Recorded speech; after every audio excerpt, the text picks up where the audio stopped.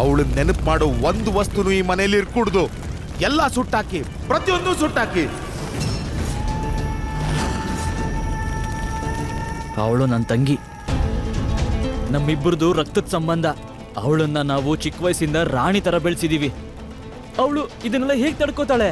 ಅವಳು ಆ ಜಾಗದಲ್ಲಿ ಹೇಗಿರ್ತಾಳೆ? ನಾನು ಅವಳಿಗೆ ಇಂಥದ್ದೇ ಜೀವನ ಬಯಸಿದ್ದೆ.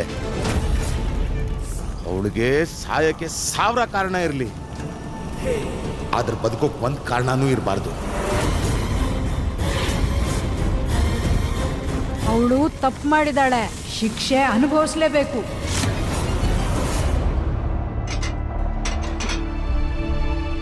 ಈಶಾ ಬೆಳಗ್ಗೆಯಿಂದ ಅಷ್ಟೆಲ್ಲ ನೋವು ಅನುಭವಿಸಿದ್ದಾಳೆ. ಏನೂ ತಿಂದೇ ಇಲ್ಲ ಅನ್ಸುತ್ತೆ. ಬಹುಶಃ ಅವಳಿಗೆ ಹಸುವಾಗಿರ್ಬೇಕು.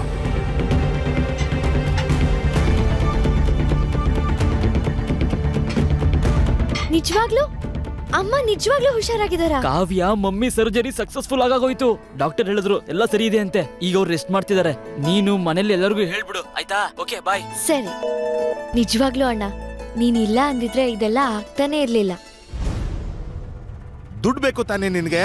ಆದ್ರೆ ಅದಕ್ಕೆ ನೀನು ಇಶಾ ಜೊತೆ ಮದುವೆ ಆಗ್ಬೇಕು.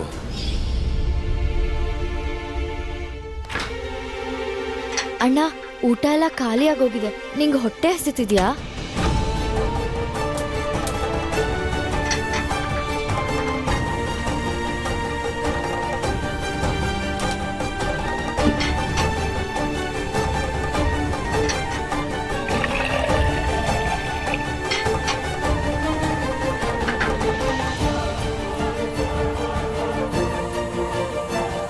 ಅಣ್ಣ ರಾತ್ರಿ ಹೊತ್ತು ಹಾಲು ಕುಡಿಯಲ್ಲ ಅಲ್ವಾ? ಹೌದು.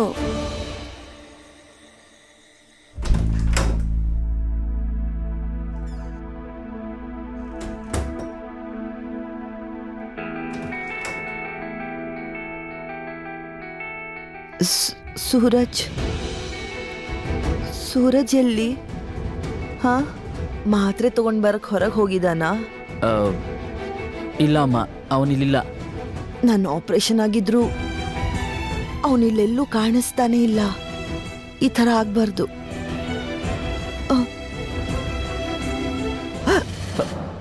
ಅಯ್ಯೋ ಅಮ್ಮ, ನೀವು ಆರಾಮಾಗಿ ರೆಸ್ಟ್ ಮಾಡಿ. ತುಂಬಾ ತಲೆ ಕೆಡ್ಸ್ಕೊಳಕ್ ಹೋಗ್ಬೇಡಿ, ಆಯ್ತಾ? ಡಾಕ್ಟರ್ ರೆಸ್ಟ್ ತಗೊಳಕ್ ಹೇಳಿದ್ದಾರೆ ಅಲ್ವಾ? ತಗೊಳ್ಳಿ, ನೀರು ಕುಡೀರಿ. ಬಾಯ್ ತೆಗೀರಿ, ನಿಧಾನಕ್ಕೆ ನಿಧಾನಕ್ಕೆ ಬಾಯ್ ತೆಗೀರಿ. ಹಂಗೆ ತಗೊಳ್ಳಿ, ಇನ್ನೊಂಚೂರು ಕುಡೀರಿ. ಹಂಗೆ.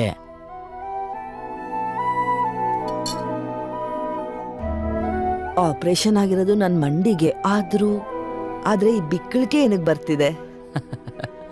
ಅಮ್ಮ, ನೀವು ಆರಾಮಾಗಿ ರೆಸ್ಟ್ ಮಾಡಿ. ನೀವು ಬೇಗ ಸರಿ ಹೋಗ್ತೀರಾ.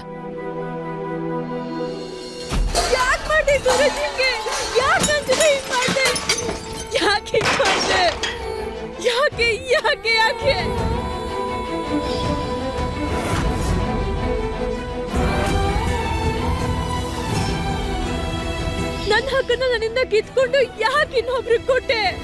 ಇಡೀ ಜಗತ್ತಲ್ಲಿ ನನ್ಗಿಂತ ಯಾರು ನಿನ್ನ ಪ್ರೀತಿಸಕ್ ಸಾಧ್ಯನೇ ಇಲ್ಲ. ಹಾಗಿದ್ಮೇಲೆ ಯಾಕೆ ನನ್ನ ಬಿಟ್ಟು ಬೇರೆ ಯಾರನ್ನೋ ಮದ್ವೆ ಕರ್ಕೊಂಬಂದೆ? ಯಾಕೆ ಯಾಕೆ?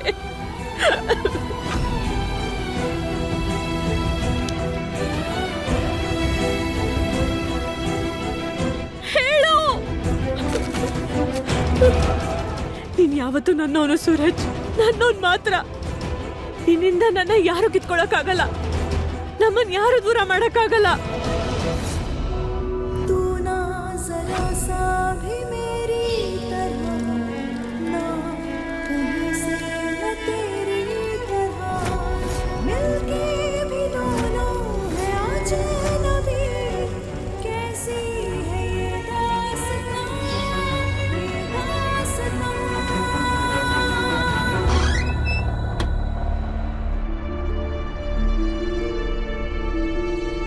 ಇನ್ನು ಎಷ್ಟು ಕೀಳ್ಮಟ್ಟಕ್ಕೆ ಇಳಿಬೇಕು ಅನ್ಕೊಂಡಿದ್ಯಾ?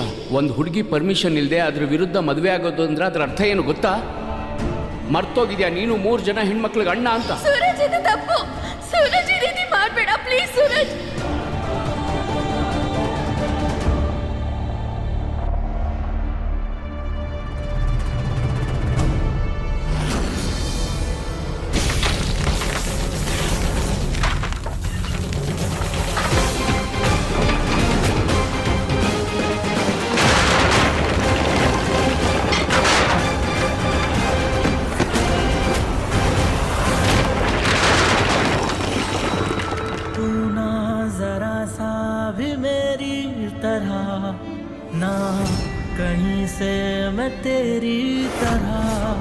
कैसी है ये दास्तां, ये दास्तां।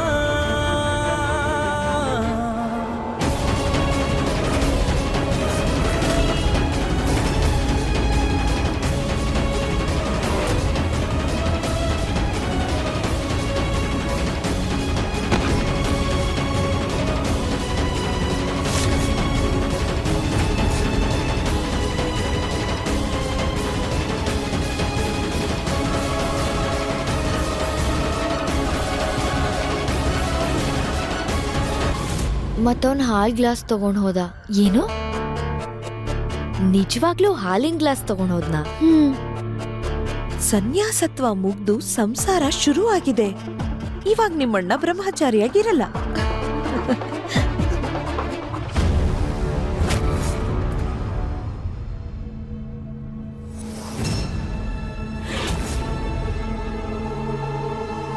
ಯಾಕೆ ಹಿಂದೆ ಹೋದೆ? ಬೂಟಾಟಿಕೆ ಬ್ರಹ್ಮಚಾರಿ ನನ್ನನ್ನು ಹಾಳು ಮಾಡೋದಕ್ಕೆ ದುಡ್ಡು ತಗೊಂಡೆ ಅಲ್ವಾ?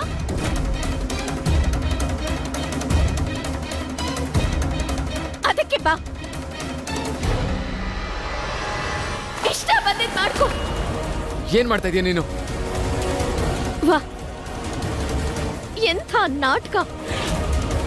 ನನ್ ಮೇಲೆ ಕೆಟ್ಟ ದೃಷ್ಟಿ ಹಾಕಕ್ಕಾಗತ್ತೆ, ನನ್ನ ಕಣ್ಣಲ್ಲಿ ಕಣ್ಣಿಟ್ಟು ನೋಡಕ್ಕಾಗಲ್ವಾ? ಯಾವ ಹುಡುಗಿ ಹಣೆಗೆ ಬಲವಂತವಾಗಿ ಸಿಂಧೂರ ಹಚ್ಚಿದ್ಯೋ, ಬಲವಂತವಾಗಿ ಅಗ್ನಿ ಸುತ್ತ ಸುತ್ತಿದ್ಯೋ, ಆ ಹುಡುಗಿ ನಿನ್ನ ಮೊದಲನೇ ರಾತ್ರಿನ ಹೇಗ್ ತಡಿತಾಳೆ ಹೇಳು? ಈ ಬೂಟಾಟ್ಗೆ ಬ್ರಹ್ಮಚಾರಿ ಅನ್ನೋ ಮುಖವಾಡನ ತೆಗೆದು ಹಾಕು. ನಿನಗೆ ಏನ್ ಬೇಕೋ ಅದನ್ನ ಮಾಡ್ಕೋ.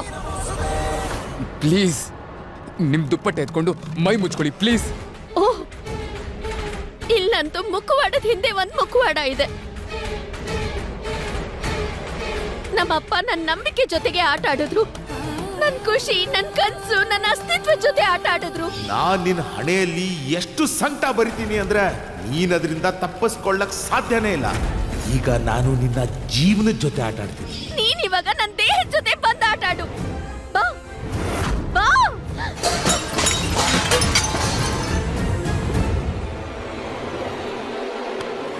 ವೋ, ಅಣ್ಣನ್ ಬ್ರಹ್ಮಚಾರ್ಯತ್ವ ಇವತ್ತಿಗೆ ಮುಗೀತು. ಹಾ, ಈಶಾ ಅಂತೂ ತುಂಬಾ ಸುಂದರವಾಗಿದ್ದಾಳಲ್ಲ. ಅಪ್ಸರೆಗಳ ಮುಂದೆ ದೊಡ್ಡ ದೊಡ್ಡ ಋಷಿ ಮುನಿಗಳ್ದ ನಡಿಲಿಲ್ಲ. ನಮ್ಮಣ್ಣ ಅಂತೂ ಸಾಮಾನ್ಯ ಮನುಷ್ಯ.